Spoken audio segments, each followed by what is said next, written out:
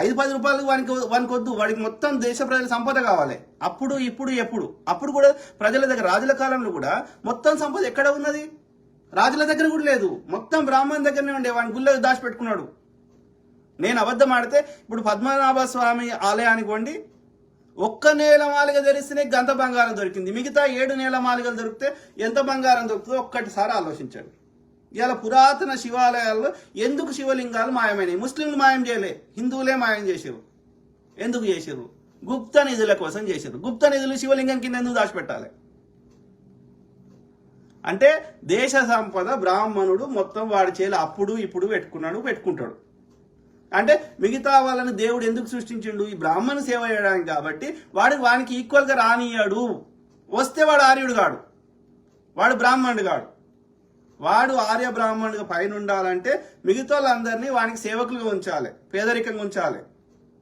అది వానికి సిద్ధాంతం. అది వాని సిద్ధాంతంలో లోపం ఉన్నప్పుడు నువ్వు నెత్తినోరు కొట్టుకున్నా వాడు నీకు మంచి చేయడు. మరి అన్నప్పుడు ఈ అంబేద్కర్ అంటే ఆయన, ఈ కాంగ్రెస్ అంటే ఆయన, ఈ రాజ్యాంగం పెట్టి ఇది ప్రజాస్వామ్యం ఇవన్నీ పెట్టే. ఇప్పటికి కూడా చూడండి, భారతదేశంలో ఉన్న ఏ నిర్ణయం చేసే స్థానాలన్నా చూడండి, ప్రభుత్వంలో జడ్జిలు తీసుకోండి, ఇలా కేంద్ర ప్రభుత్వంలో ఏ శాఖ అన్న తీసుకోండి, నువ్వు ఏ నిర్ణయం చేసే పొజిషన్ అన్న చూడండి, 99%, 97% బ్రాహ్మణులే ఉన్నారు. ఎందుకు? మిగతా వాళ్ళు ఎందుకు ఉండకూడదు? 50% రిజర్వేషన్ కట్ ఆఫ్ మార్క్ ఎందుకు పెట్టాలి? రిజర్వేషన్లు ఎందుకు తప్పనాలి? ఎవని రిజర్వేషన్ అంటే ఎవని వాటా వానికి ఇవ్వమంటారు. ఎవరి జనాభా తగ్గట్టుగా ఎవరి ట్యాక్స్ ఎంత కడుతుంటే ఎవరి వాటా వానికి ఇవ్వమంటున్నాం. ఎందుకు అంటుండు వాడు? ఎందుకంటే వాడు పుస్తకంలో రాసుకున్నాడు, వీళ్ళందరూ సేవకులు, వీళ్ళు మాకు ఊడిగం చేయాలి, మాతో సమానం కాకూడదు. కాబట్టి వాడు పైన ఉంటాడు. మేము చెప్పింది వినాలి, మేము చెప్పినట్టు కూర్చోవాలి. కాబట్టి దానికి అధికారం కావాలి, దోసుకోవడానికి అధికారం కావాలి, దోసుకున్నది దాచుకోవడానికి కాపాడుకోవడానికి అధికారం కావాలి. మరి అన్నప్పుడు ఎలక్షన్ ప్రాసెస్ ఒకటి పాడైంది కదా, ఓట్లు అనే సిస్టమ్ పెట్టారు కదా. మరి ఎట్లా? మరి దోపిడీ చేస్తే మనము ఇది ఏం చేయకపోతే మరి ఓట్లు ఏం చేయనప్పుడు ఏమని అడగాలి? ఓట్లు ఏమని అడుగుతాడు? ఏం చేయనప్పుడు ఏమని అడుగుతాడు? ఓట్లు అడగలేనప్పుడు మరి ఎట్లా? నాకు ఓటు వేయరు కదా. అంటే ఏం చేయాలి? విభజించి పాలించాలి. చాణక్యుడి సిద్ధాంతం, కుటిల బుద్ధి గల బ్రాహ్మణుడైన కుటిల బుద్ధి గల చాణక్యుడి సిద్ధాంతం కానీ, కౌటిల్యుడు, వాడి పేరే కౌటిల్యుడు, కుటిల బుద్ధి గలవాడు కాబట్టి కౌటిల్యుడు. లేదు అంటే బ్రిటిష్ వాడు పెట్టినటువంటి యొక్క విభజించి పాలించే సిద్ధాంతం. బ్రిటిష్ వాడు అంతే కదా.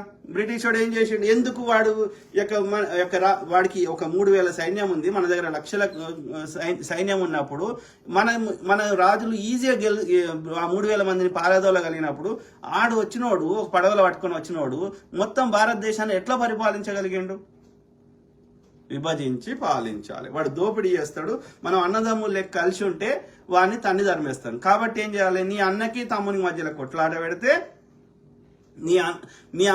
నీ తమ్మునితోటి నిన్ను చంపిస్తాడు. తర్వాత నీ తమ్ముని బలహీనం చేసి నీ తమ్ముని కూడా చంపుతాడు. ఆ తర్వాత వాడు తీసుకుంటాడు. ఇది నేను ఏమంటారు ఊహించి చెప్తలేను. ఫస్ట్ బ్రిటిష్ సామ్రాజ్యాన్ని భారతదేశంలో ఎస్టాబ్లిష్ చేసిన వాడు రాబర్ట్ క్లైవ్ అనేటోడు. బెంగాల్ ప్రావిన్స్. ఎక్కడ మొఘళ్ళ కాలంలో అత్యంత ధనికమైనటువంటి సుబాలు 2, ఒకటి హైదరాబాదు, ఇంకోటి బెంగాల్. ఆ బెంగాల్ ఇంకా ఎక్కువ హైదరాబాద్ కంటే. సో ఎందుకంటే అది తీర ప్రాంతం ఉంది కాబట్టి ఎక్కువ వర్తక వాణిజ్యాలు జరిగాయి కాబట్టి అది చాలా ఏమంటారు రిచ్ ఉండే బెంగాల్ ప్రావిన్స్. సో దాంట్లో ఎక్కువ డబ్బులు వస్తుండే. వర్తకం చేస్తా అని వచ్చి ఆ బెంగాల్ ప్రావిన్స్ ని ఎట్లా వాడు హస్తగతం చేసుకున్నాడు, ఎట్లా ఓడించాడు సిరాజుద్దీన్ దౌలాను. సిరాజుద్దీన్ దౌలాకి చాలా పెద్ద పవర్ఫుల్ ఆర్మీ ఉండే, బ్రిటిష్ వాడు సచ్చినా గెలవలేడు. ఏం చేసిండు? వాని యొక్క సైన్యాధ్యక్షుడైనటువంటి మీర్ జాఫర్ని వీనికి రాజు కావాలని కోరుకుంది మీర్ జాఫర్ సైన్యాధ్యక్షుడికి. కానీ వాడు కాలేడు. సిరాజుద్దీన్ దౌలా యువకుడు, వెరీ పవర్ఫుల్, స్ట్రాంగ్ పర్సన్ యుద్ధ నైపుణ్యాలలో. సో ఆయన గెలవలేడు. కాబట్టి ఏం చేసిండు బ్రిటిష్ వాడు? ఆ యొక్క మీర్ జాఫర్ నిన్ను రాజుని చేస్తారా, నువ్వు నాకు సహకరించి అన్నాడు. అప్పుడు యుద్ధానికి పోతే ఏమైంది? ఈ మీర్ జాఫర్ అనేటోడు సైన్యాధ్యక్షుడు కొట్లాడకపోయేసరికి బ్రిటిష్ వాడు ఆయన రాజును పారిపోయిండు. రాజు కొట్లాడలేక పారిపోతే చంపేశాడు. అంటే నిన్ను ఎట్లా ఓడించగలిగిండు? విభజించి పాలించు. సింపుల్. సో ఆ తర్వాత కొన్ని రోజులకి ఈ మీర్ జాఫర్ అంటే ఆయన కూడా చెప్తుంటలేడు, నాకు మొత్తం డబ్బులు ఇస్తలేడు, మొత్తం కప్పం అంటే ట్యాక్స్ వీడు తీసుకొని బ్రిటిష్ వాడు తీసుకొని ఏది పరిపాలన చేయమంటాడు మీర్ జాఫర్ని. ఆ సిరాజుద్దీన్ దౌలాన్ని చంపిన తర్వాత ఎట్లా చేస్తుంది, ఎట్లా జీతాలు ఇస్తాడు రాజు? కాబట్టి మీర్ జాఫర్ బలహీన రాజు అయినా అతను కూడా కొన్ని రోజులకు తిరుగుబాటు చేసిండు. ఇప్పుడు బలహీనుడైంది కదా మీర్ జాఫర్, ఈజీగా చంపేయగలిగిండు. అంటే నేనేమంటున్నా, విభజించి పాలిస్తే నీ అన్నదమ్ముల మధ్య కొట్లాడ పెడితే అప్పుడు ఏమవుతుంది, వాడు ఎంత దోసుకున్నా ఏం చేయకపోయినా, ఏం అభివృద్ధి చేయకపోయినా అయినా సరే వానికే ఓటేస్తాం. సిమిలర్లీ ఇవాళ నేను నా హిందువులకి రక్షణ లేదు అన్న భావాన్ని క్రియేట్ చేస్తే, ఒక అభద్రతా భావాన్ని క్రియేట్ చేస్తే, మోడీ ఉంటేనే నా హిందువులకు రక్షణ ఉంటుందన్న భావాన్ని ఒకసారి నేను క్రియేట్ చేస్తే, వాడు ఎంత దోచుకున్నా, ఒక్క ఐఐటి కట్టకపోయినా, ఒక నాగార్జునసాగర్ లాంటి ప్రాజెక్టు కట్టకపోయినా, మా మోడీ ఉంటేనే మా హిందువులకు రక్షణ ఉంటుంది, కాబట్టి మాకు మోడీ అందుకోసం కావాలి అని భ్రమను క్రియేట్ చేయడు. నిజంగా మరి యొక్క కాంగ్రెస్ హయాంలో అయినాయా దాడులు? మరి కాంగ్రెస్ చేయించిందా?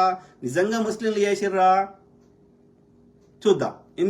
ఇన్వెస్టిగేషన్లు కాంగ్రెస్ హయాంలో జరిగినాయి, అవి ఏమేమి బయటపడ్డాయి, ఆ యొక్క ఎక్స్పర్ట్స్ ఏం చెప్తున్నారో చూద్దాం కదా.